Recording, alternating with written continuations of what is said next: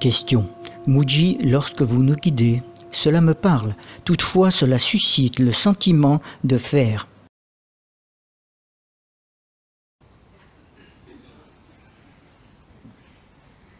Pas celui qui agit, ni même celui qui voit.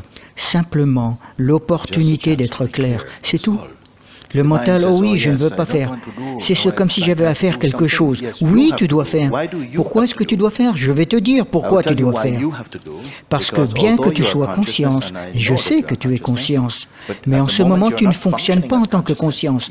Tu fonctionnes en tant que personne. Tu fonctionnes en tant qu'identité. Et il y a une forte croyance en tant qu'identité. C'est pour ça qu'on doit te parler à toi, la conscience, dans ton costume comme étant cette identité spécifique, parce que c'est la façon dont tu parlementes sur la base d'une identité. Lorsque tu auras transcendé cette identité, à ce moment-là, cette discussion ne sera plus d'aucune utilité. Aussi longtemps que tu as le sentiment d'identité, d'être celui qui agit, parce que dans bien des domaines, tu agis comme étant celui qui fait, et celui qui croit, et celui qui pense. Mais ici, je remets en cause ton identité même, et tu me réponds, mais vous me dites de faire quelque chose. D'accord? C'est parce que tu es habitué à faire. Même compter sur ton intellect, compter sur ta mémoire, compter sur l'éducation, c'est un genre d'identité et c'est ton monde. C'est comment tu fonctionnes. Dans cet espace, tu connais ton monde et tu peux calculer les choses, ceci appartient ici, etc., etc. Si, d'une certaine façon, tu n'adoptais pas cette identité si profondément, alors il n'y aurait pas besoin d'avoir une discussion à ce niveau. Alors nous pourrions alors regarder ce qui reste, s'il y a quelque chose à discuter. Question.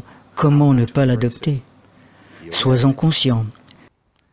Sois conscient que cette idée de moi-même est aussi observable. Cette idée de fonctionner en tant qu'une identité, je peux décrire qui je suis. Je suis comme ceci, je suis un homme, j'ai grandi ici, j'ai étudié toutes ces choses, j'ai médité durant tant d'années. C'est une sorte de construction également.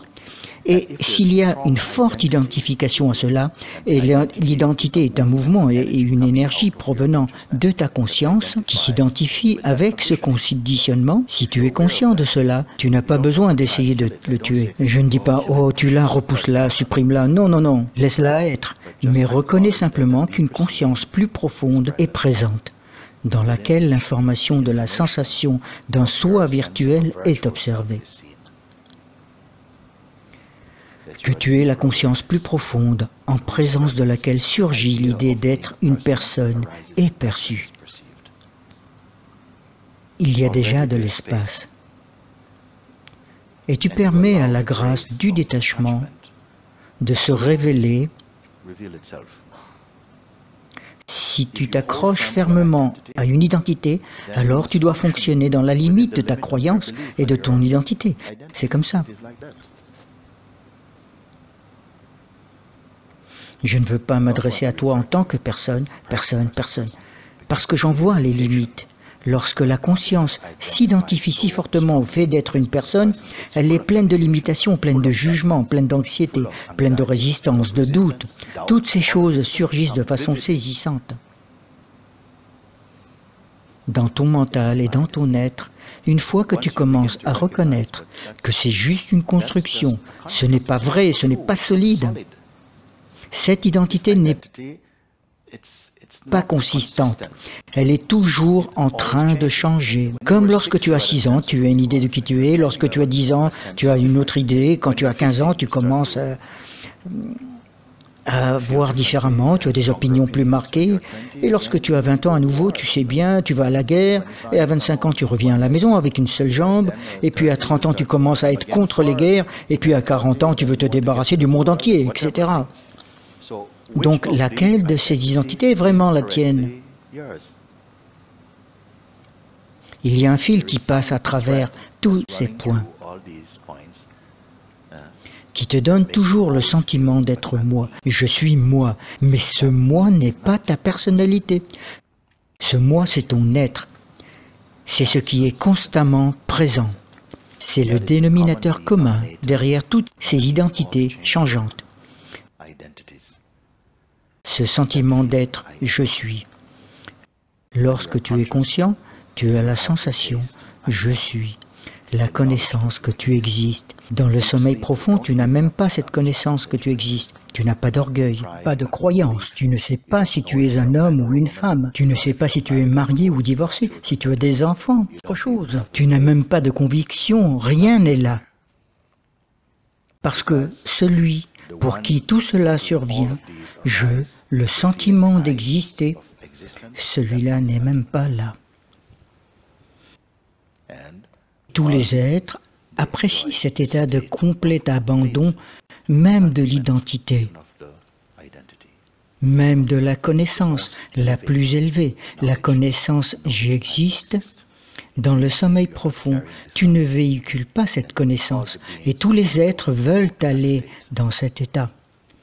Chaque jour, à un certain moment, volontairement ou involontairement, tu déposes ton identité et tout ce qui est associé, et tu plonges dans l'oubli.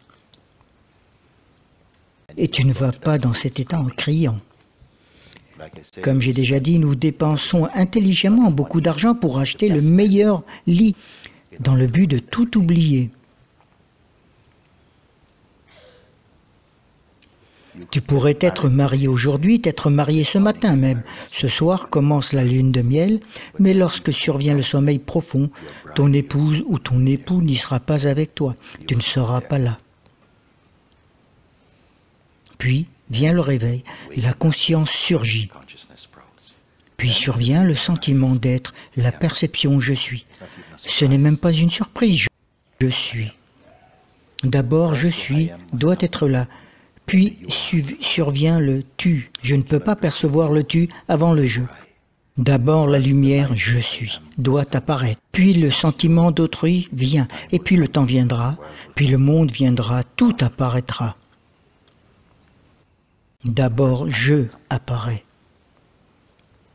Et pour la plupart des religions, la quintessence de la religion et de la spiritualité, c'est d'essayer et de retourner à cette position « je suis » dans son innocence originelle, avant qu'il commence à s'identifier avec « je suis ce corps-ci, je suis un homme, je suis un Allemand, je suis japonais ». Cela vient après, c'est secondaire, ce n'est pas original à ton être, ce sentiment d'être « je suis ». Lorsque cette perception « je suis » brille seule par elle-même, sans association à aucun concept, le parfum qui émane de cela, cette conscience de soi, on l'appelle Sat Chit Ananda. La conscience intuitive que tu existes, et la conscience de cette existence et la félicité ou la joie qui apparaît dans cet espace, alors on dit que tous les êtres sont en quête de ce nectar, cet amrit, le goût de cette présence non associée. Celui-là, on l'appelle Bhagwan ou Bouddha ou quelque chose comme ça. C'est ainsi qu'ils l'appellent. Même quelques êtres rares disent que ce sentiment d'être, cette perception, je suis même sans association, même ce sentiment, cette perception, elle est aussi observée. Elle apparaît aussi et est observée.